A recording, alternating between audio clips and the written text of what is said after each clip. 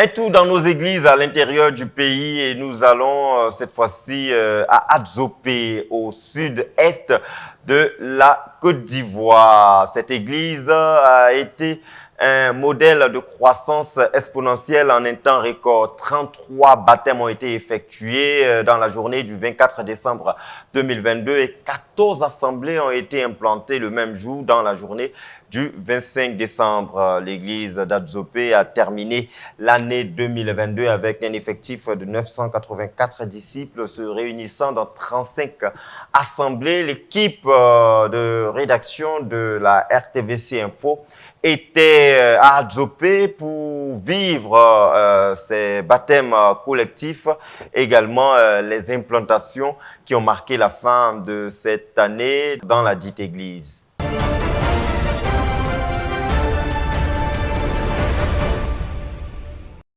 Les missionnaires à l'intérieur du pays ont aussi activement œuvré à la croissance de l'Église au cours de cette année 2022.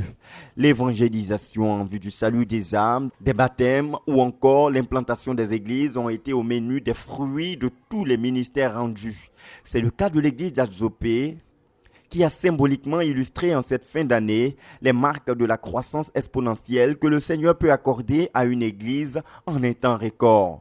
Comme fruit du réveil produit dans la conquête des âmes au cours des 40 jours de croisade du ministère, l'église d'Adzopé, dirigée par le pasteur Bertin Ouaou, a multiplié les actions d'évangélisation sur le terrain. Un programme de conquête intensif qui a connu son apothéose les 24 et 25 décembre 2022. On y a enregistré 33 baptêmes qui ont été effectués dans la matinée du 24 décembre.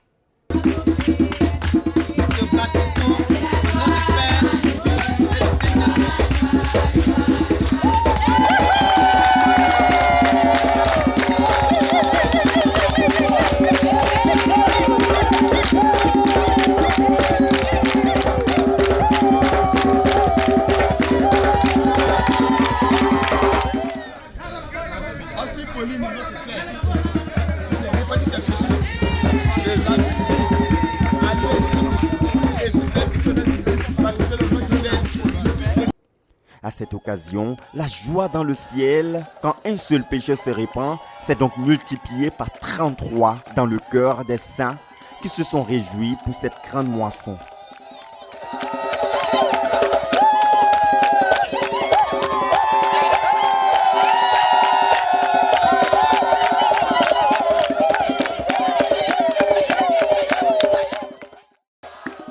Lancés dans les villages et dans les quartiers, nous avons fait du porte-à-porte. Et par la grâce du Seigneur, aujourd'hui, nous avons pu avoir 33 baptêmes. Vraiment, nous sommes très très reconnaissants au Seigneur pour cette grâce qu'il nous a accordée. Nous sommes arrivés ici le 18 mars 2018 à 15h53, accompagnés par le pasteur Ménier Boniface. Par la grâce de Dieu, nous avons trouvé une église, un noyau de 85 membres. Par la grâce de Dieu, fin 2018, nous sommes passés à 309. Fin 2019, nous sommes passés à 509. 2020, nous sommes passés à 720. 2021, nous sommes passés à 840. Actuellement, nous sommes en train de grimper par la grâce de Dieu et nous courons vers le but. Aujourd'hui, nous sommes très contents parce que c'est un pas vers l'accomplissement du but. C'est ce qui nous réjouit et nous sommes très reconnaissants au Seigneur Jésus. Après les baptêmes, place le lendemain à l'implantation des églises. Le pasteur Bertin Ouaou et son équipe ont parcouru la ville d'Adzopé pour implanter 7 assemblées et dans le même temps, d'autres équipes ont implanté 7 autres assemblées dans les villages reliés à la ville d'Adzopé.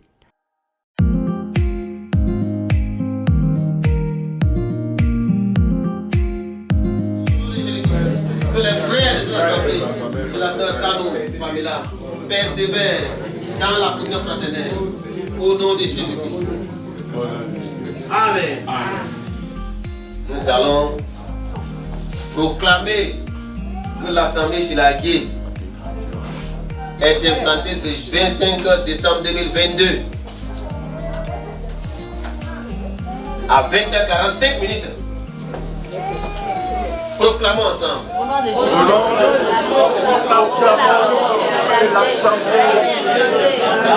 au nom de Jésus. L'Assemblée de Dieu est acquis, est implantée ce 25 décembre 2022 à 20h45 minutes. Au nom de Jésus-Christ. Amen. Amen. Amen. Proclamons que dans cette assemblée, ce sera un centre de guérison, de délivrance authentique. Prions ensemble. Proclamons que cette assemblée sera un centre de guérison, de délivrance authentique.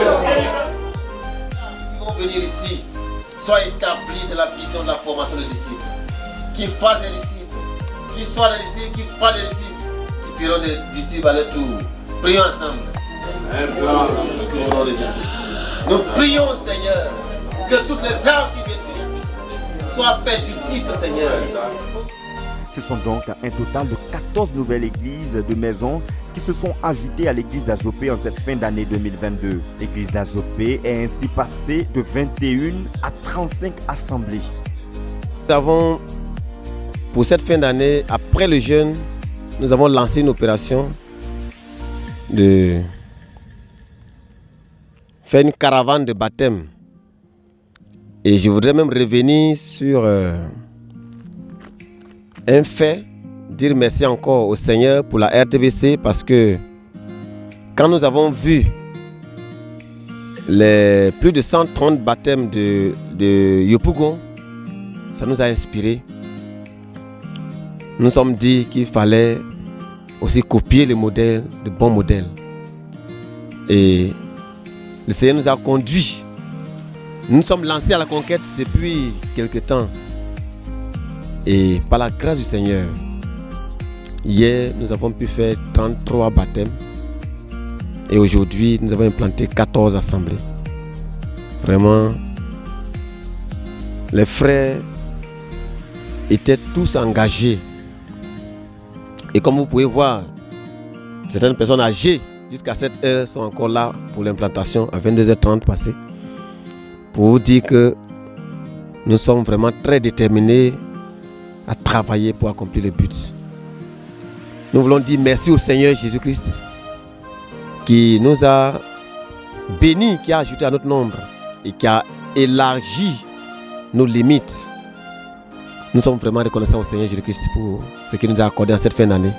Nous entrons dans la nouvelle année avec une grande détermination. Nous nous disons maintenant que c'est possible de travailler dur et produire de grands résultats. Par le passé, nous avons lancé beaucoup d'opérations. Certaines avaient marché, d'autres pas. Mais l'élan que nous avons eu ces jours-ci, nous nous sommes dit que donc c'est possible. C'est possible. L'année 2023 pour nous, ça commence déjà maintenant. Nous entrons dans l'année, en tout cas, avec la foi que le Seigneur Jésus-Christ est vraiment avec nous. Et nous pourrons faire de grands exploits.